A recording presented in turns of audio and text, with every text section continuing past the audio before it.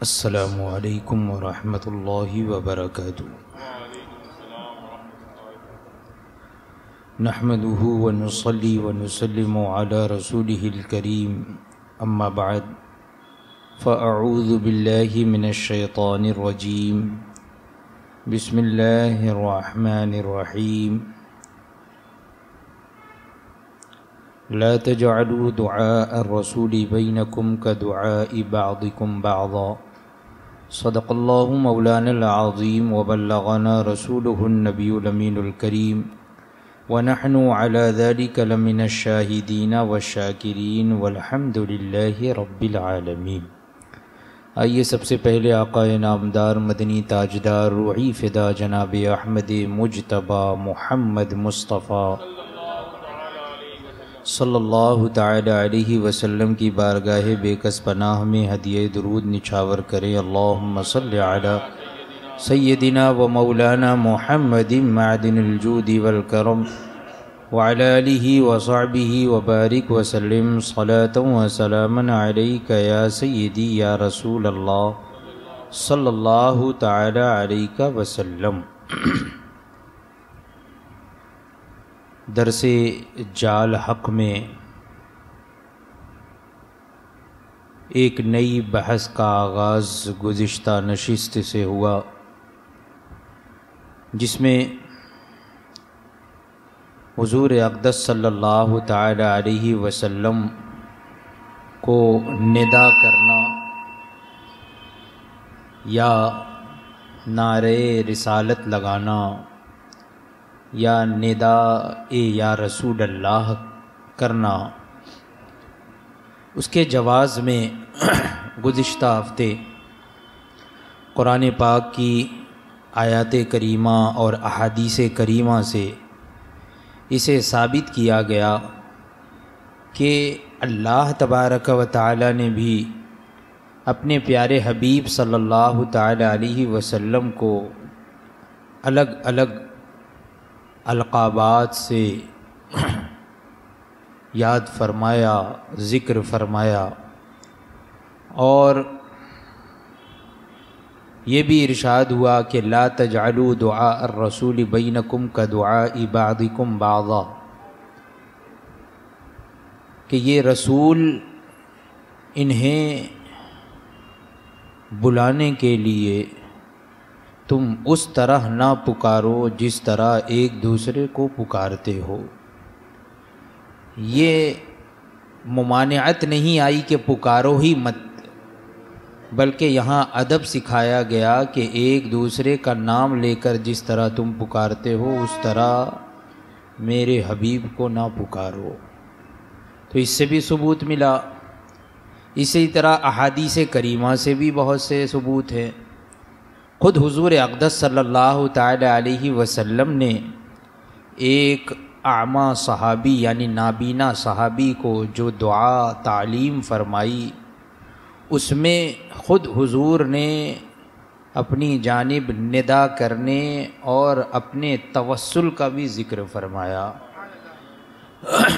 تو یہ چند باتیں گزشتہ ہفتے ذکر ہوئی، اسی کو آگے لے کر چلتے ہوئے فرماتے ہیں حضرت علامہ مفتی احمد یار خان نعیمی علیہ رحمت و رضوان کہ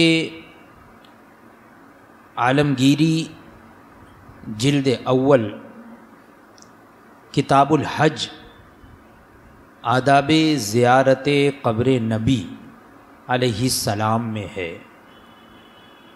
عالمگیری یہ فقہ کی بہت ہی مستند کتاب ہے، جسے سینکڑوں مفتیان کرام نے مل کر اور تحریر فرمایا۔ حضرت اورنگزیب عالمگیر علیہ رحمت و رضوان کے زمانے میں اسی وجہ سے اسے عالمگیری کہا جاتا ہے۔ تو اس کے حج کے بیان میں جہاں پر حضور اقدس صلی اللہ تعالی علیہ وسلم کے روضہ اطہر پر حاضری کے آداب کا ذکر ہے، تو وہاں پر یہ ہے کہ ثم یقول السلام علیکہ یا نبی اللہ اشہد انک رسول اللہ، یعنی جب حضور کے روضے پر حاضر ہو تو پھر اس طرح کہے کہ اے نبی آپ پر سلام ہو۔ یہاں پر ندا کا حکم ہو رہا ہے کہ اس طرح سلام پیش کرے کہ اے نبی آپ پر سلام ہو، اور میں گواہی دیتا ہوں کہ آپ اللہ کے نبی ہیں۔ یہاں پر خطاب بھی ہو رہا ہے، اور خطاب اسی سے کیا جاتا ہے جو زندہ ہوتا ہے، سامنے موجود ہوتا ہے، اسی کو پکارا بھی جاتا ہے، اسی سے خطاب بھی ہوتا ہے۔ پھر آگے فرماتے ہیں کہ وَيَقُولُ السلام علیک یا خلیفۃ رسول اللہ، السلام علیک یا صاحب رسول اللہ فی الغار۔ پھر فرماتے ہیں فَيَقُولُ السلام علیک یا امیر المؤمنین، السلام علیک یا مظہر الاسلام، السلام علیک یا مکسر الاصنام۔ فرماتے ہیں کہ پھر آگے بڑھے اور یہ کہے، یعنی حضرت ابو بکر صدیق رضی اللہ تعالیٰ عنہ کے مواجہ شریف کے سامنے کھڑے ہو کر، اور کس طرح کہے تو اس طرح کہے، صدیق اکبر کو یوں سلام پیش کرے کہ آپ پر سلام ہو اے اللہ کے رسول کے سچے جانشین۔ یعنی یہاں پر صرف حضور کو ہی خطاب، حضور کو ہی ندا کی اجازت نہیں دی گئی، بلکہ حضور کے خلفاء کو بھی ندا کی اجازت اور حکم دیا گیا۔ آپ پر سلام ہو اے اللہ کے رسول کے غار کے ساتھی۔ اور حضرت فاروق اعظم رضی اللہ تعالیٰ عنہ کو یوں سلام کرے کہ السلام علیک یا امیر المؤمنین، آپ پر سلام ہو اے مسلمانوں کے امیر۔ السلام علیک یا مظہر الاسلام، آپ پر سلام ہو اے اسلام کو چمکانے والے، ہے نا۔ السلام علیک یا مکسر الاصنام، آپ پر سلام ہو اے بتوں کو توڑنے والے۔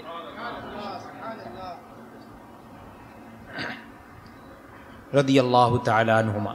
تو اس میں حضور اقدس صلی اللہ تعالی علیہ وسلم کو بھی ندا ہے، اور حضور کے پہلو میں آرام فرمانے والے حضرات صدیق و فاروق رضی اللہ تعالی عنہما کو بھی ندا ہے نا، انہیں بھی پکارا گیا، اور پکارنے کا حکم بھی ہوا کہ یہی آداب زیارت میں سے ہے کہ جب مواجہ شریف کے سامنے ہو تو اسی طریقے سے سلام پیش کرے، خطاب کر کے، ندا دے کر، پکار کر۔ اکابر امت، اولیاء ملت، مشائخ و بزرگان دین اپنی دعاؤں اور وظائف میں یا رسول اللہ کہتے ہیں۔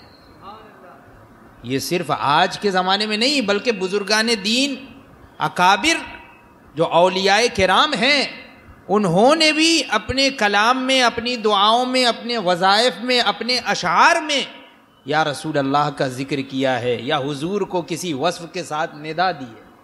جیسا کہ قصیدہ بردہ شریف میں ہے کہ یا اکرم الخلق ما لی من الوذ بہ سوا کا عند حلول الحادث العممی، کہ اے بہترین مخلوق، اے بہترین مخلوق، یہاں پر یا اکرم الخلقی سے مراد کس کو ندا دی جا رہی ہے؟ حضور کو ہی ندا دی جا رہی ہے کہ آپ بہترین مخلوق ہیں، تو پکارا جا رہا ہے، ندا دی جا رہی ہے کہ اے بہترین مخلوق، آپ کے سوا میرا کوئی نہیں کہ مصیبت عامہ کے وقت میں جس کی پناہ لوں، من الوذ بہ، جس کی پناہ لوں، آپ کے سوا اور کوئی پناہ نہیں ہے میرے پاس، اے اللہ کے حبیب صلی اللہ تعالیٰ علیہ وسلم۔ یہاں پر بھی ندا ہے۔ ایسے ہی امام علی مقام امام حسین علی جدہ وعلیہ السلام کے صاحبزادے جانشین حضرت امام زین العابدین رضی اللہ تعالی عنہ نے جو قصیدہ تحریر فرمایا، تو اپنے قصیدے میں آپ فرماتے ہیں یا رحمت للعالمین ادرک لزین العابدی محبوس ایدی الظالمی فی موکبی والمزدحم۔ کیا فرماتے ہیں کہ اے رحمت للعالمین، یہ ندا ہی تو ہے۔ آپ ملک شام میں ہیں اور یہ تحریر فرما رہے ہیں ملک شام سے کہ یا رحمت للعالمین ادرک لزین العابدین، اے رحمت للعالمین زین العابدین کی مدد کو پہنچیے۔ یعنی وہ اہل بیت اطہار، ان کا بھی عقیدہ یہی تھا کہ ہم حضور کو پکاریں تو حضور ضرور ہماری مدد کو پہنچیں گے۔ ہے نا، محبوس ایدی الظالمی فی موکب والمزدحم، وہ اس ازدحام میں ظالموں کے ہاتھ میں قید ہے. یہ زین العابدین اس ازدحام میں اور ظالموں کے ہاتھ میں قید میں ہے، تو اس لیے آپ مدد کو پہنچیے. مولانا جامی علیہ رحمہ فرماتے ہیں زمہجوری برآمد جان عالم، ترحم یا نبی اللہ ترحم، ناخر رحمت للعالمینی زمحروما چرا فارغ نشینی. تو یہاں پر بھی یا نبی اللہ، دیکھیے یہاں پر بھی ندا ہے کہ نہیں. تو بزرگان دین اولیاء کرام کا تو یہ وتیرہ رہا ہے، یہ وظیفہ رہا ہے کہ وہ حضرات اپنی دعاؤں میں، اپنے کلام میں، اپنے وظائف میں حضور اقدس صلی اللہ تعالی علیہ وسلم کو ندا دیا کرتے تھے. حضرت امام اعظم ابو حنیفہ رضی اللہ تعالی عنہ اپنے قصیدہ نعمان میں فرماتے ہیں کہ یا سید السادات جئتک قاصدا ارجو رضا کا و احتمی بحماک، کہ اپنے اے پیشواؤں کے پیشوا، اے سید السادات، اے پیشواؤں کے پیشوا، اے سرداروں کے سردار، میں دلی ارادے سے، دلی قصد سے آپ کی خدمت میں آیا ہوں، آپ کے حضور آیا ہوں اور آپ کی رضا کا امیدوار ہوں، آپ کی رضامندی کا، رضا کا امیدوار ہوں، اور اپنے کو آپ کی پناہ میں دیتا ہوں. دیکھیے یہاں پر حضور کو ندا بھی ہو رہی ہے اور یہاں استغاثہ بھی پیش کیا جا رہا ہے، اپنے آپ کو سپرد بھی کیا جا رہا ہے. امام اعظم ابو حنیفہ ان اشعار میں حضور کو ندا بھی ہے، حضور علیہ الصلاۃ والسلام سے استعانت بھی، اور یہ ندا دور سے بعد وفات شریف ہے، وصال شریف کے بعد کی یہ باتیں ہیں. بزرگان دین نے اس طریقے سے پکارا. تمام مسلمان نماز میں بھی کیا پڑھتے ہیں؟ یہی کہتے ہیں السلام علیکہ ایھا النبی ورحمۃ اللہ وبرکاتہ. تو یہاں حضور علیہ الصلاۃ والسلام کو نماز میں، تشہد میں پکارنا تو واجب ہے. یہاں پر واجب ہے حضور کو پکارنا اور ندا دینا کہ اے نبی آپ پر سلام، ہے نا. تو اتحیات کے متعلق ہم جو ہے وہ اس سے پہلے حاضر و ناظر کی بحث میں تفصیل کے ساتھ وہ ہو گیا کہ وہاں پر مختصراً میں بتا دیتا ہوں کہ جب بھی نماز میں کوئی اتحیات پڑھے اور جو حضور پر سلام بھیجے السلام علیکہ ایھا النبی، تو یہ جو ہے وہ کسی واقعے کی خبر کی نیت سے نہ ہو بلکہ انشاء کی نیت سے ہو. خبر کی نیت سے نہ ہو کہ واقعہ معراج جو ہوا تھا تو معراج کے واقعے میں یہ کلمات پڑھے گئے تھے، تو اس کی خبر کے طور پر جو ہے یہ نہ پڑھے جائیں بلکہ اس نیت سے پڑھے جائیں کہ میں ابھی حضور پر سلام بھیجا. اس نیت سے پڑھنا ضروری ہے نماز میں، تشہد میں. تو وہاں تفصیل کے ساتھ وہاں پر حاضر و ناظر کی بحث میں یہ بات گزر چکی ہے. جو حضرات اس میں حاضر نہ ہوئے ہوں تو وہ بھی سماعت کر سکتے ہیں. حاضر و ناظر کی بحث یوٹیوب چینل پر جو ہے وہ اپلوڈ ہے، آپ حضرات اسے سماعت کر سکتے ہیں. تو اب یہ گفتگو تو تھی تنہا تنہا یا رسول اللہ کہنے کی، کہ بزرگان دین نے تنہا تنہا یا رسول اللہ کہا، تو یہ گفتگو تھی تنہا تنہا یا رسول اللہ کہنے کی. اگر بہت لوگ مل کر نعرہ رسالت لگائیں تو بھی جائز ہے. بھئی تنہا لگانا جب جائز ہے تو مل کر لگانا کیوں نہیں جائز ہوگا؟ کیونکہ جب ہر شخص کو یا رسول اللہ کہنا جائز ہوا تو ایک ساتھ مل کر بھی کہنا جائز ہے. چند حلال چیزیں اگر ملائی جائیں، مباح چیزوں کو ملانے سے جو اس کا مجموعہ ہوگا وہ بھی تو مباح ہی ہوگا. کوئی حلال چیز ہے، الگ الگ سب حلال چیزیں ہیں، اس کو مکس کر دیا، حلوہ بنا دیا تو وہ بھی تو حلال ہے نا. تو مجموعہ حلال مباح ہی ہوگا. جیسے بریانی حلال ہے اس لیے کہ حلال چیزوں کا مجموعہ ہے، اس میں مجموعہ حلال چیزوں کا ہے تو بریانی حلال ہے. نیز اگر پوری جماعت ایک ساتھ پکارے تو اس کا بھی ثبوت صراحت کے طور پر بھی فرماتے ہیں. مسلم شریف جلد دوم اس کے آخر میں یہ ہے باب حدیث الہجرہ، ہجرت کے بارے ہجرت کا بیان جو ہے تو اس میں ہے حضرت برا بن عازب رضی اللہ تعالی عنہ کی روایت ہے کہ جب حضور علیہ الصلاۃ والسلام ہجرت فرما کر مدینہ پاک داخل ہوئے تو کیا ہے اس میں عبارت یہ ہے کہ فصعد الرجال والنساء فوق البیوت وتفرق الغلمان والخدام فی الطرق ینادون یا محمد یا رسول اللہ یا محمد یا رسول اللہ. یعنی جب حضور ہجرت فرما کر مدینہ طیبہ داخل ہو رہے تھے تو عورتیں اور مرد گھروں کی چھتوں پر چڑھ گئے اور بچے اور غلام گلی کوچوں میں پھیل گئے اور نعرہ لگاتے تھے یا محمد یا رسول اللہ یا محمد یا رسول اللہ. تو اس حدیث مسلم سے مسلم شریف کی اس حدیث سے نعرہ رسالت کا بھی صراحتاً ثبوت ہو گیا.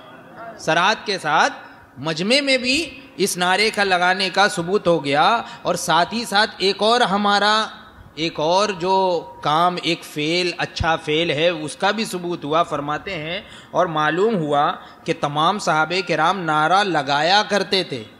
یہ تو سنت ہے صحابہ کرام کی، نعرہ رسالت لگانا یہ صحابہ کرام کی سنت ہے. اور اسی حدیث ہجرت میں ہے کہ صحابہ کرام نے جلوس بھی نکالا. حضور جب ہجرت فرما کر مدینہ طیبہ تشریف لائے تو یہاں پر استقبال کے لیے ایک جلوس تھا اور جلوس کے ساتھ جو ہے وہ لوگ حضور کے ساتھ چل رہے تھے. تو اس سے یہ پتہ چلا کہ صحابہ کرام نے بھی جلوس نکالا. اور جب بھی حضور علیہ الصلاۃ والسلام سفر سے واپس مدینہ پاک تشریف لاتے تو اہل مدینہ حضور علیہ الصلاۃ والسلام کا استقبال کرتے اور جلوس نکالتے. یعنی ہمیشہ جب بھی حضور تشریف لاتے تو صحابہ کرام جلوس نکالتے تھے. مشکات شریف، بخاری شریف وغیرہ میں یہ حدیث موجود ہے. فرماتے ہیں کہ جلوس کہتے کسے؟ فرماتے ہیں کہ جلسہ کا معنی ہے بیٹھک. جلسہ بیٹھک، جیسے کہ نماز میں بھی جلسہ ہوتا ہے. نماز میں جلسہ یعنی دو سجدوں کے درمیان جو بیٹھا جائے تو اس کو کہتے ہیں جلسہ. تو جلسہ کا معنی ہے بیٹھک یا نشست اور جلوس اسی کی جمع ہے. یعنی کئی نشستیں، کئی بیٹھک، بہت ساری بیٹھکیں مل جائیں یعنی گھوم پھر کر چلتے پھرتے، یہ تو کئی بیٹھکیں ہو گئی. تو اسی کی جمع ہے جلوس. جیسے کہ عربی میں ہے جلدہ، جلدہ واحد ہے، اس کا مطلب ہوتا ہے کوڑا اور اس کی جمع آتی ہے جلود. تو ایسے ہی جلسہ جلوس یہ جمع ہے، جلسہ کی جمع جلوس. جیسے جلدہ کی جمع جلود کوڑے کے معنی میں، تو نماز ذکر الہی کا جلسہ ہے. ایک ہی جگہ آدمی بیٹھتا ہے تو نماز ذکر الہی کا جلسہ ہے کہ ایک ہی جگہ ادا ہوتی ہے. اور حج ذکر الہی کا جلوس ہے. حج جو ہے وہ جلسہ نہیں ہے بلکہ حج ذکر کا جلوس ہے کہ اس میں گھوم پھر کر ذکر ہوتا ہے. تو یہ جلوس ہوا. قرآن سے ثابت ہے کہ تابوت سکینہ کو فرشتے ملائکہ یہ جلوس کی شکل میں لے کر آئے تھے. تو جلوس نکالنا یہ تو فرشتوں کی بھی سنت ہو گئی ہے نا. بوقت ولادت پاک اور معراج میں فرشتوں نے حضور کا جلوس نکالا. حضور کے ساتھ فرشتے بھی تو ہمراہ تھے تو وہ بھی تو جلوس نکلا. اور اچھوں کی نقل کرنا بھی باعث ثواب ہے، لہٰذا یہ جلوس اس اصل کی نقل ہے اور باعث ثواب ہے. تو جلوس نکالنا بھی جو ہے وہ شریعت سے ثابت ہے اور قرائن سے ثابت ہے، باعث ثواب ہے. لیکن یہاں پر میں ایک بات ذکر کر دوں کہ جلوس نکالنا باعث ثواب ہے، باعث اجر ہے اور خیر کا کام ہے، لیکن یہ اسی وقت ہے جب کہ اس میں خلاف شرع کام امور نہ انجام دیے جائے.